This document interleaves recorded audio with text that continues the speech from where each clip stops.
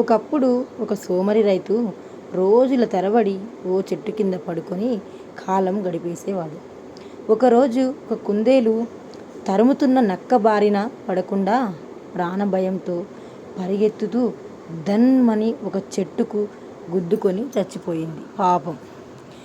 గబుక్కున లేచి రైతు ఆ చచ్చిన కుందేలును తీసుకెళ్ళి వండుకొని సుష్టుగా తిని బ్రేవుమని తేర్చి దాని చర్మం అమ్ముకొని 1-2 రోజులు ఆనందంగా గడిపాడా సోమరిపోతూ.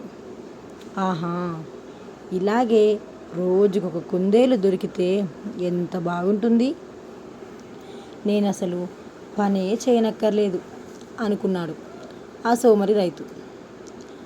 ఆ మరుసటి రోజు నుండి ప్రతిరోజు చెట్టు కింద కూర్చొని ఎప్పుడెప్పుడు ఇంకో కుందేలు వచ్చి చెట్టుకు గుద్దుకొని చచ్చిపోతుందా అని ఎదురు చూడసాగాడు. కానీ ఎంత చూసినా ఏ కుందేలు రాలేదు, చెట్టుకు గుద్దుకొని చచ్చిపోలేదు.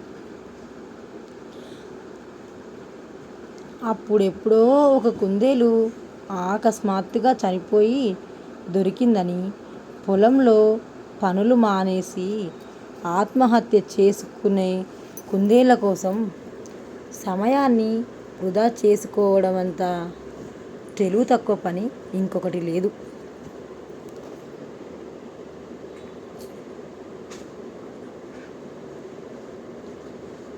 అది అనుకోకుండా జరిగిన దుస్సంఘటన.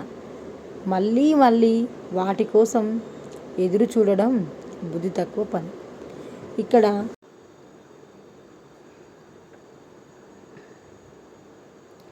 ఇక్కడ పొలం పనులు చేయనందుకు పొలం నిండా కలుపు మొక్కలు, గడ్డి గాదం పెరిగి బీడు భూమిగా మారిపోయింది.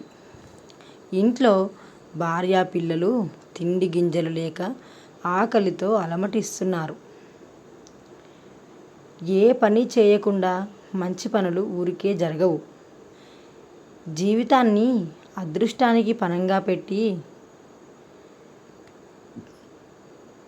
విజయం కోసం వెంపర్లాడితే నిరాశ తప్ప ఇంకేం ఉండదు. జీవితం చితికి ఛిద్రమైపోతుంది. Thank you for watching. Please subscribe my channel.